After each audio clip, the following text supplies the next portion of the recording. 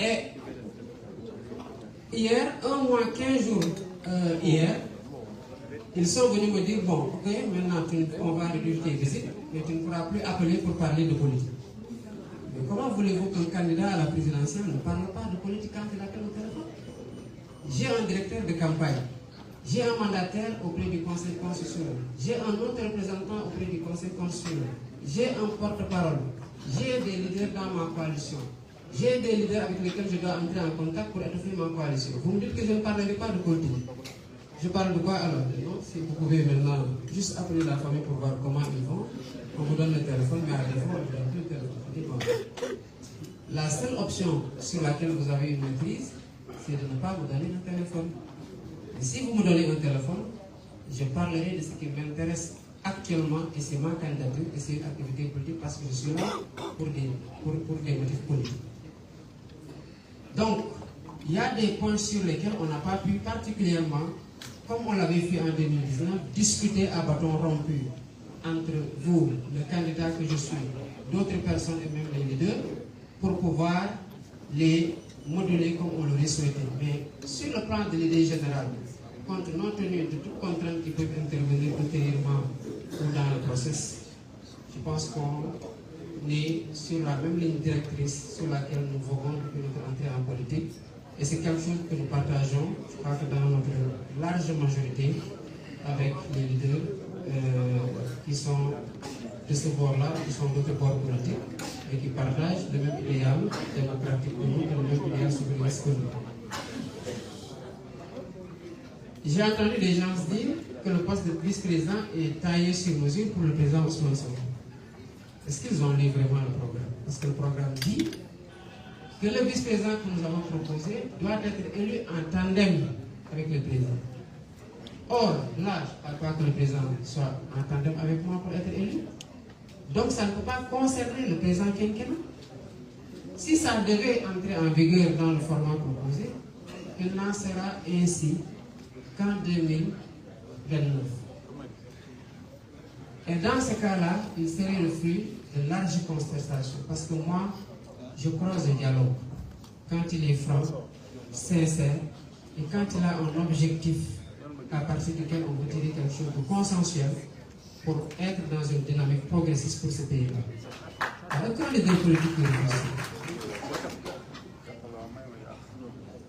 Mais ce qu'il y a à comprendre, et ça, on n'attendra pas 2029 pour le faire. Dans le diagnostic de tous nos programmes, et cela a été ressorti en 2013, où nous n'étions pas encore en politique.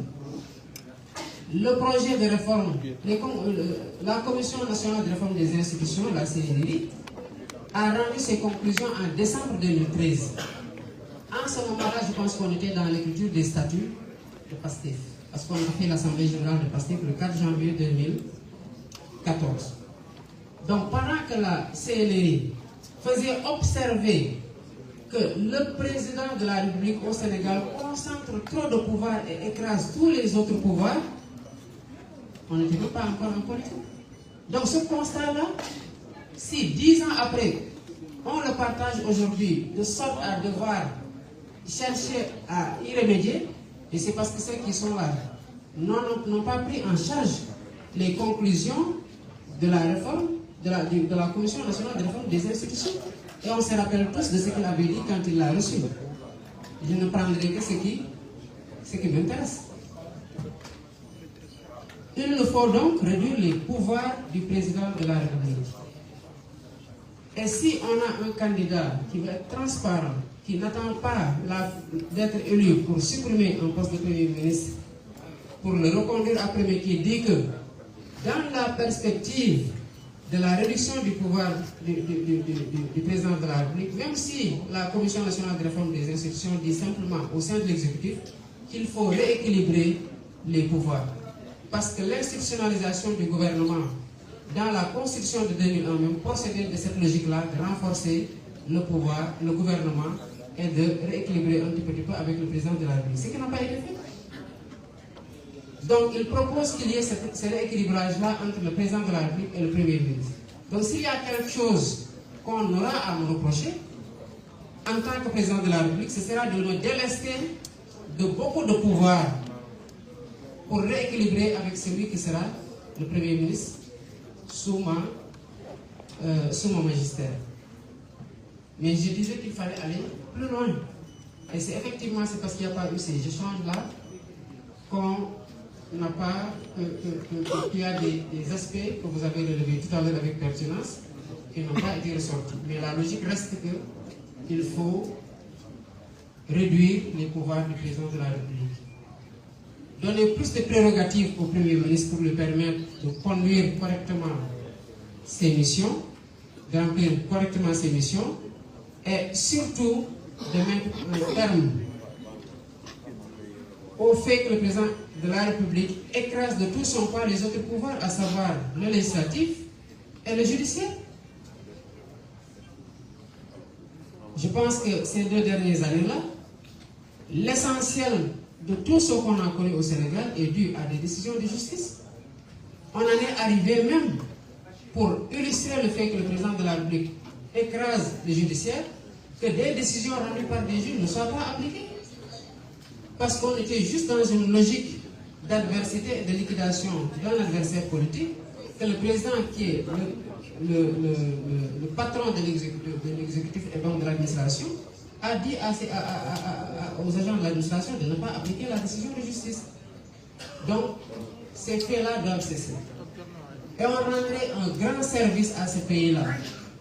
On perd beaucoup de vies dans ce pays, beaucoup de blessés, beaucoup de dégâts, beaucoup d'énergie négative, et finalement on est en train de compromettre ce qu'on a de plus sérieux, à savoir la cohésion nationale. Juste parce qu'on veut concentrer plus que ce qu'elle ne peut supporter en termes de pouvoir. Le meilleur service qu'on peut rendre à ce pays-là, c'est de restaurer la dignité de la justice. Le meilleur service qu'on peut rendre à ce pays-là, c'est de rééquilibrer ces pouvoirs-là pour que le Sénégal soit une vraie démocratie. Et je m'engage à ça. Et j'ai lu beaucoup de programmes de candidats qui ne sont finalement pas été pris ou qui sont pris, comme le cas de doyen Habib et du président Cheikh Tidiane Dièye. Nous arrivons tous aux mêmes conclusions et à la même solution, fondamentalement.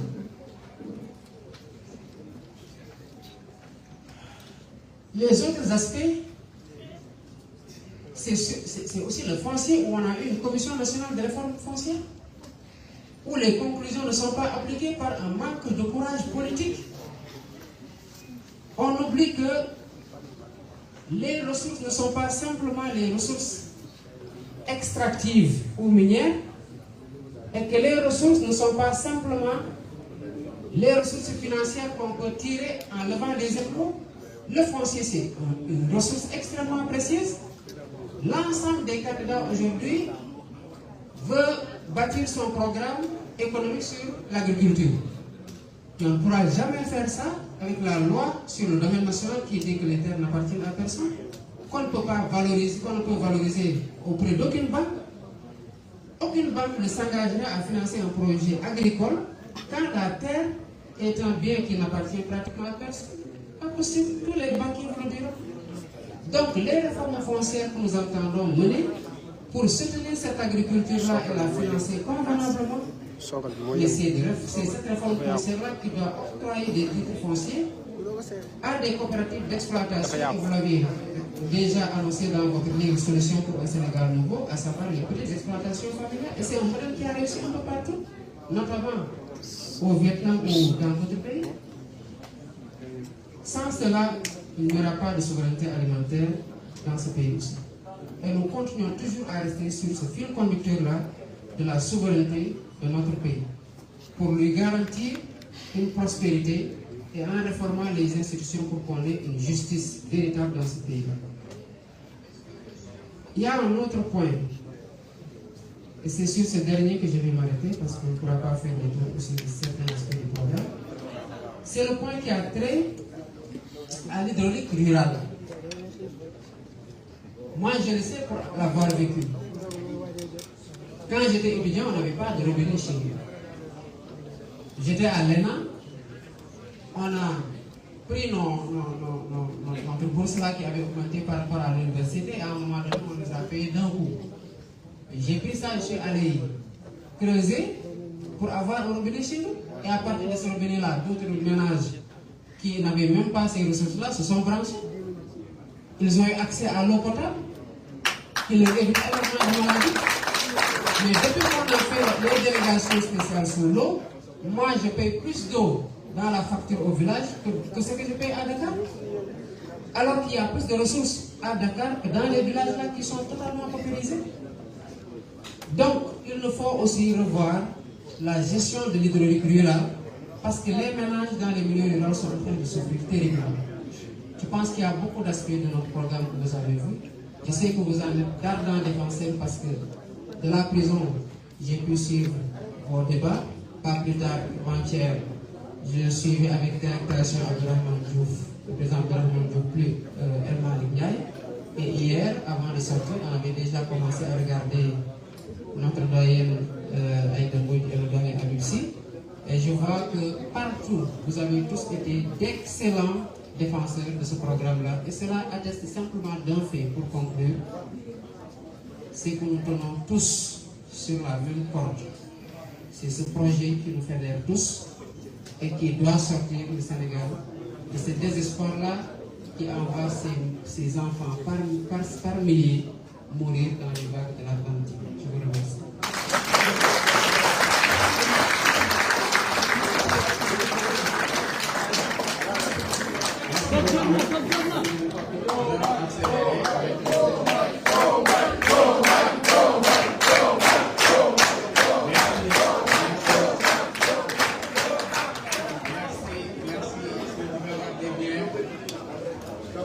Birame Souleye ne tient plus. Donc le rendez-vous c'est dans quelques minutes. Nous allons laisser le président Sonko procéder. Ensuite, nous allons faire peut-être une petite pause d'eau avant la question. Non, moi je voulais juste parce qu'il y a toujours quelque chose qu'on oublie.